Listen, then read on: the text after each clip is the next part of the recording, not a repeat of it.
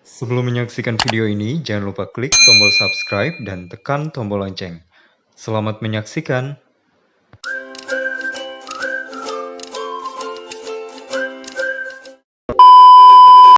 Halo, Assalamualaikum warahmatullahi wabarakatuh.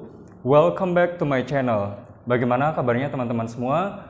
Semoga semuanya selalu dalam keadaan yang sehat. Sebelumnya saya ingin mengucapkan terima kasih buat teman-teman yang selalu mendukung channel ini. Terima kasih buat like, positive comment, share, dan subscribe yang teman-teman berikan buat channel ini.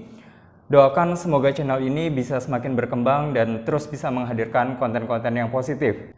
Kemudian saya juga ingin mengucapkan terima kasih buat teman-teman yang sudah memberikan saran sekiranya sebaiknya saya membuat konten tentang apa.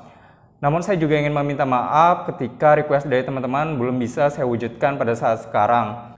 Jadi bagi teman-teman yang requestnya belum bisa saya wujudkan, mohon untuk bersabar. Insya Allah nanti jika ada waktu akan tetap saya buat.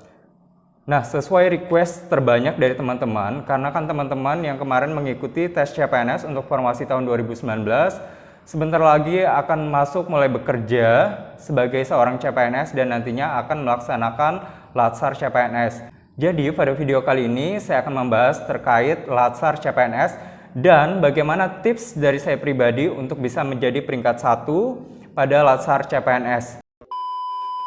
Oke, hal pertama yang akan kita bahas adalah apa itu Latsar CPNS. Jadi Latsar ini kalau dulu namanya itu diklat prajabatan ya.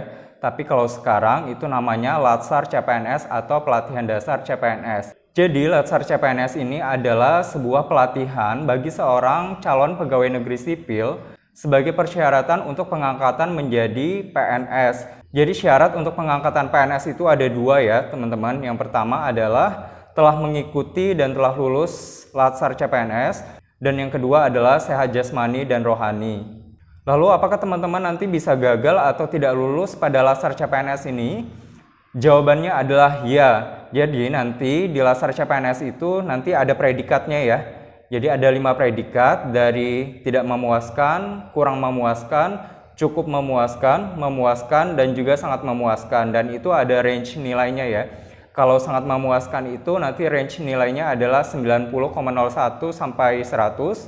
Kemudian untuk memuaskan itu adalah 80,01 sampai 90. Kemudian untuk cukup memuaskan itu adalah 70,01 sampai 80. Dan cukup memuaskan ini adalah nilai ambang batasnya ya. Jadi 70,01 itu adalah nilai ambang batas atau passing grade untuk kita bisa dinyatakan lulus Latsar CPNS. Jadi kalau teman-teman nilainya di bawah itu belum bisa lulus untuk Latsar CPNS-nya. Maka nanti teman-teman harus berusaha untuk mendapatkan nilai yang terbaik.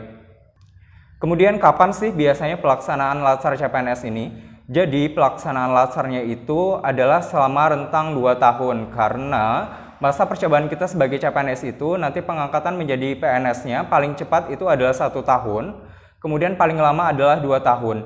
Jadi semisal seluruh CPNS yang ada di instansi teman-teman itu telah melaksanakan Latsar sebelum 1 tahun, itu bisa jadi pengangkatannya itu adalah pas 1 tahun. Jadi seperti saya kemarin, kami di instansi pemerintah Kota Bontang itu seluruhnya telah melaksanakan Latsar CPNS sebelum 1 tahun. Sehingga ketika tepat 1 tahun itu kami telah diangkat menjadi PNS. Namun bagi teman-teman yang pelaksanaan Latsarnya itu lewat dari 1 tahun, nah itu biasanya nanti menyesuaikan, namun jangan khawatir, pasti tidak akan lebih dari 2 tahun. Kemudian kemarin ada juga salah satu teman yang bertanya bagaimana jika ada yang cuti melahirkan atau ingin menikah. Nah ini nanti teman-teman silakan koordinasikan ke bagian kepegawaian di instansi teman-teman masing-masing atau BKD setempat. Nanti biasanya akan diberikan solusinya seperti apa, dan biasanya itu akan mengikuti angkatan berikutnya, Latsar angkatan berikutnya. Jadi untuk Latsar ini jika jumlah CPNS-nya itu banyak di instansi teman-teman, itu biasanya nanti akan dibagi beberapa angkatan. Kalau di instansi saya kemarin, pemerintah Kota Bontang itu dibagi menjadi 4 angkatan. Jadi 3 angkatan untuk golongan 3, kemudian 1 angkatan untuk golongan 2. Nah, ketika nanti teman-teman tidak bisa mengikuti, misalnya teman-teman dapatnya di angkatan pertama, ternyata teman-teman cuti melahirkan. Nah, nanti teman-teman bisa mengikuti angkatan berikutnya. Nanti disesuaikan dengan jadwal cuti teman-teman. Jadi bagi teman-teman yang tidak bisa mengikuti Latsar sesuai dengan jadwal yang telah ditetapkan, nanti teman-teman silakan komunikasikan ke bagian kepegawaian yang ada di tempat teman-teman masing-masing. Kemudian pelaksanaan latsar ini berapa lama sih? Jadi sesuai aturannya pelaksanaan latsar itu adalah selama 51 hari idealnya ya. Jadi 18 hari pertama itu adalah on campus tahap pertama. Jadi kita menerima materi-materi itu nanti di on campus tahap pertama ini. Kemudian nanti setelahnya 30 hari berikutnya kita akan masuk pada masa habituasi, yaitu pelaksanaan aktualisasi nilai-nilai dasar aneka. Kemudian nanti 3 hari berikutnya adalah masa evaluasi atau seminar aktualisasi. Nah, nanti 18 hari pertama saat kita on campus apa saja yang dipelajari? Nanti saat on campus tahap pertama, yaitu selama 18 hari, teman-teman akan menerima banyak materi, seperti misalnya materi bela negara, kemudian nilai-nilai dasar ASN, itu yang nanti biasa disingkat dengan aneka. A-nya itu akuntabilitas, kemudian N-nya itu nasionalisme, kemudian E-nya adalah etika publik, K-nya adalah komitmen mutu, dan A yang terakhir adalah anti korupsi. Nah, teman-teman nanti akan mempelajari nilai-nilai aneka ini. Kemudian teman-teman juga nanti akan membahas atau mempelajari tentang manajemen ASN, bagaimana kedudukan dan peran ASN. Nah, peran ASN ini yang biasanya nanti juga banyak sering keluar ya di ujian. Jadi teman-teman itu harus paham bahwa peran ASN itu ada 3 nantinya. Yang pertama yaitu pelaksana kebijakan publik, yang kedua adalah pelayan publik, dan yang ketiga adalah perekat dan pemersatu bangsa. Nah, 3 peran ASN ini yang teman-teman harus benar-benar pahami, karena nanti biasanya pun di ujian akan keluar. Kemudian nanti teman-teman akan membahas terkait pelayanan publik yang baik itu seperti apa, kemudian whole of government itu seperti apa, jadi bagaimana lembaga-lembaga atau dinas-dinas bisa saling bersinergi untuk memberikan pelayanan yang efisien dan pelayanan yang terbaik bagi masyarakat. Selain itu, nanti teman-teman juga biasanya akan membahas terkait isu-isu kontemporer. Kalau saya kemarin itu membahas terkait narkoba, kemudian terorisme, dan juga industri 4.0. Kemudian nanti biasanya di akhir teman-teman akan ada yang namanya ujian akademik. Ujian akademik ini adalah menguji seberapa pemahaman kita terkait materi-materi yang telah diberikan. Nah, itu biasanya nanti di akhir on campus tahap pertama ini. Kemudian selain itu nanti di on campus tahap pertama ini teman-teman juga akan diminta untuk mencari 3 isu atau menentukan 3 isu sesuai dengan tupoksi teman-teman di instansi teman-teman. Nah, makanya saran saya ketika teman-teman nanti sudah mulai masuk bekerja sebagai seorang CPNS, teman-teman silahkan amati sekiranya permasalahan apa yang harus dicari permasalahannya di OPD teman-teman masing-masing. Nanti dari 3 isu yang teman-teman pilih itu nanti akan ditentukan 1 isu prioritas dengan menggunakan analisa USG. Jadi USG ini bukan ultrasonografi ya, tetapi USG ini adalah singkatan. U-nya adalah urgency, kemudian S-nya adalah seriousness, kemudian G-nya adalah growth. Jadi seberapa mendesak, seberapa urgent isu tersebut untuk dibahas, kemudian seberapa serius isu tersebut harus dicari pemecahan permasalahannya. Kemudian yang terakhir adalah seberapa besar isu tersebut dapat berkembang apabila tidak dicari solusi permasalahannya.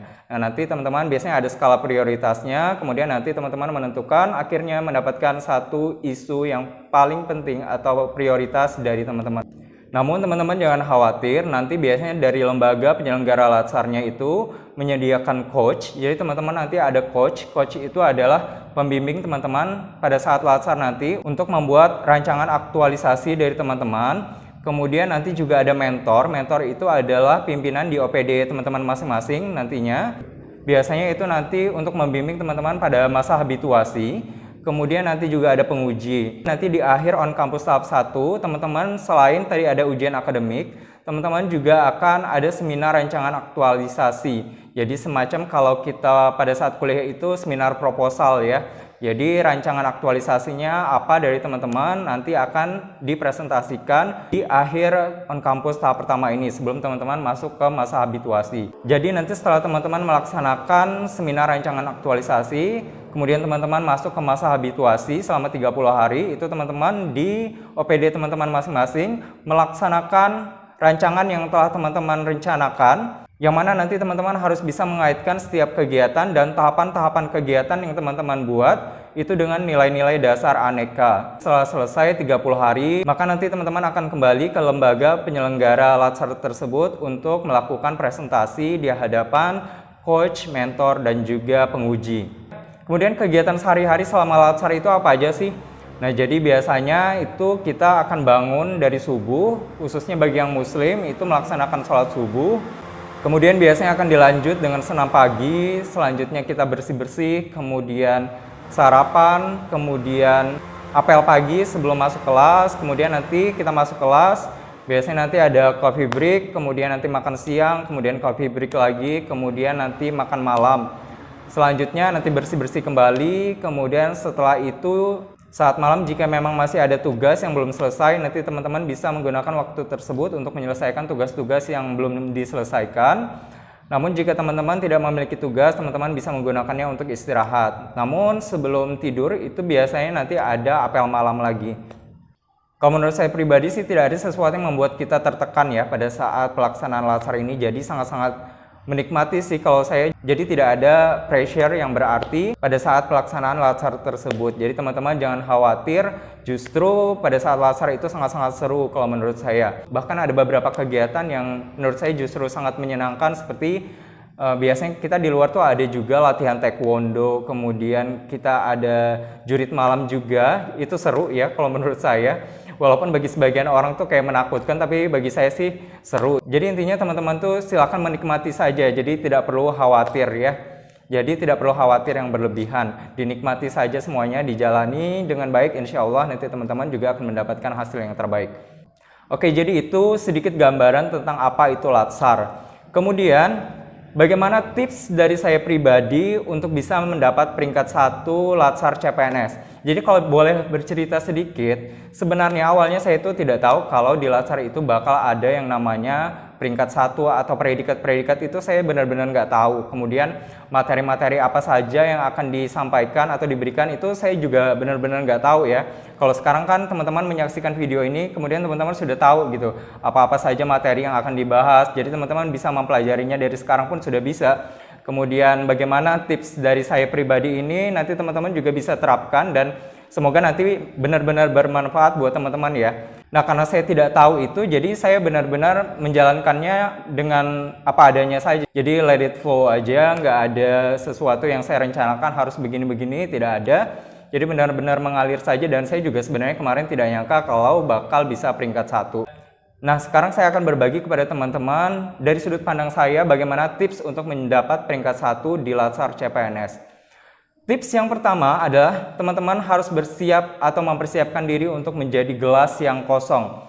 Maksudnya dari gelas yang kosong ini adalah teman-teman harus bersedia untuk bisa menerima berbagai macam ilmu atau materi yang nanti akan diajarkan kepada teman-teman. Nah, jadi teman-teman jangan merasa teman-teman tahu segala sesuatunya nanti ketika teman-teman telah mempersiapkan segala sesuatunya, telah belajar lebih dulu, kemudian teman-teman merasa lebih tahu dari Widya Iswara, itu jangan ya teman-teman. Jadi teman-teman benar-benar harus merasa diri ini benar-benar tidak memiliki apa-apa gitu, sehingga teman-teman siap untuk diisi. Itu yang pertama. Jadi teman-teman jangan sombong, teman-teman harus tetap rendah hati, tetap menerima segala materi yang akan diberikan dengan baik.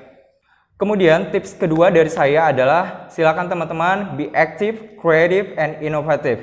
Nah, ini teman-teman untuk aktifnya sendiri. Jadi teman-teman itu tidak harus yang nantinya selalu ingin menonjol ya, selalu ingin lebih dibanding teman-teman, selalu ingin mendominasi. Itu tidak baik kalau menurut saya, karena sesuatu yang berlebihan itu memang tidak baik ya. Jadi kalaupun teman-teman ingin aktif, silakan sesuai proporsinya saja, tidak terlalu menonjol dan tidak juga terlalu pasif. Jadi ketika teman-teman diminta untuk menyampaikan pendapatnya pada saat latsar, silakan teman-teman sampaikan. Dan ketika teman-teman diminta untuk melakukan presentasi, silakan teman-teman melakukan presentasi tersebut. Jadi jangan juga teman-teman karena tidak ingin terlalu menonjol, justru teman-teman terlalu pasif. Nah, ini nanti juga menjadi penilaian sehingga teman-teman nanti tidak mendapatkan hasil yang maksimal. Kemudian teman-teman juga harus kreatif, jadi teman-teman harus memunculkan ide-ide sekiranya sumbangsi apa yang teman-teman bisa berikan pada saat nanti misalnya ada diskusi kelompok. Nah, teman-teman harus memunculkan ide kreatif apa dari teman-teman. Kemudian teman-teman juga harus inovatif, bagaimana teman-teman bisa mencari atau menemukan pemikiran-pemikiran baru untuk memberikan solusi yang terbaik dari satu permasalahan. Nah, ini juga sangat penting ya, sifat inovatif ini pada saat pelaksanaan latsar, karena toh nanti pada saat untuk membuat rancangan aktualisasi, teman-teman yang dituntut itu juga sebenarnya adalah inovasi dari teman-teman untuk OPD atau instansi teman-teman. Kemudian tips ketiga yang bisa saya berikan kepada teman-teman, dan ini menurut saya juga sangat-sangat penting. Jadi nanti pada saat teman-teman sudah mulai melaksanakan latsar, teman-teman bisa mulai menyicil membuat laporan, utamanya membuat landasan teori. Mengapa saya bilang landasan teori ini penting? Karena kan nanti teman-teman akan mengikuti yang namanya ujian akademik. Nah, ujian akademik ini kan berdasarkan materi-materi yang telah disampaikan. Materi-materi itu biasanya rangkumannya itu ada di landasan teori itu. Jadi ketika kita sudah mengetik landasan teori tersebut, memori kita itu akan lebih kuat dibandingkan ketika kita hanya membaca atau mendengarkan materi-materi. Menurut saya ini adalah mungkin hal yang tidak dilakukan teman-teman saya sebelumnya, karena saya pada saat awal itu sudah mulai mengetik landasan teori, jadi saya tuh sudah sedikit ada modal lah ya untuk pelaksanaan ujian akademiknya. Walaupun juga ada diberi waktu sekitar 1 hari pada saat itu untuk belajar, namun kan materinya banyak ya, sehingga kita tidak dapat menyerap segala materinya itu dengan cepat dalam waktu yang singkat. Inilah yang menurut saya cukup membantu saya ketika menjawab soal-soal pada ujian tertulis atau ujian akademik ini. Ketika saya menghadapi soal-soal esai, bagaimana pemahaman saya terkait soal-soal yang diberikan, alhamdulillah saya cukup bisa menjawabnya dengan baik. Dan tips keempat yang bisa saya berikan kepada teman-teman adalah teman-teman silahkan tetap bersikap baik dan membantu sesama peserta latsar. Jadi jangan karena teman-teman ingin menonjol, ingin mendapatkan peringkat 1, kemudian teman-teman menjatuhkan teman-teman yang lain, atau teman-teman yang lain ada kesulitan, teman-teman tidak ingin membantu. Nah itu jangan ya. Jangan jadikan latsar ini sebuah kompetisi yang mana teman-teman harus menjatuhkan teman-temannya yang lain. Justru tujuan dari latsar itu salah satunya adalah bagaimana teman-teman bisa saling berkolaborasi, saling membantu. Karena ini merupakan gambaran bagaimana ketika nanti teman-teman di OPD teman-teman, bagaimana teman-teman bisa berkolaborasi dengan rekan-rekan kerja lainnya. Sehingga ketika ada teman sesama peserta latsar yang mengalami kesulitan, kemudian teman-teman memahami atau teman-teman memiliki pengetahuan di bidang tersebut, silakan bantu. Jadi teman-teman harus menunjukkan sikap yang baik selama latsar, jangan justru menjatuhkan atau menjelekkan teman sesama latsar, justru harus saling support ya. Kemudian tips kelima yang bisa saya berikan kepada teman-teman, dan ini juga sangat-sangat penting menurut saya, adalah bagaimana teman-teman bisa memahami nilai-nilai dasar ASN aneka, bagaimana teman-teman bisa menerapkan, dan teman-teman nanti bisa menjelaskan. Nanti kan pada saat pelaksanaan aktualisasi, teman-teman akan membuat beberapa kegiatan, yang mana kegiatan-kegiatan tersebut harus dikaitkan dengan nilai-nilai dasar ASN. Nah, nanti teman-teman berarti sebelum menerapkan harus benar-benar memahami dulu, sehingga teman-teman nanti bisa menerapkan pada saat pelaksanaan aktualisasinya, dan kemudian nanti teman-teman harus bisa menjelaskan di depan penguji, coach, dan juga mentor. Jadi jangan sampai nanti teman-teman pada saat ditanya, teman-teman tidak tahu untuk menjelaskan bagaimana kaitannya kegiatan yang teman-teman lakukan ini dengan nilai-nilai dasar ASN tersebut. Oke, itu tadi sedikit penjelasan saya tentang apa itu latsar dan bagaimana tips dari saya pribadi untuk bisa menjadi peringkat 1 di latsar. Terima kasih karena teman-teman sudah menyaksikan. Jangan lupa untuk like, komen, dan share video ini sebanyak-banyaknya jika bermanfaat. Tetap semangat, tetap terus sebarkan kebaikan. Saya akhiri, wassalamualaikum warahmatullahi wabarakatuh. Dadah!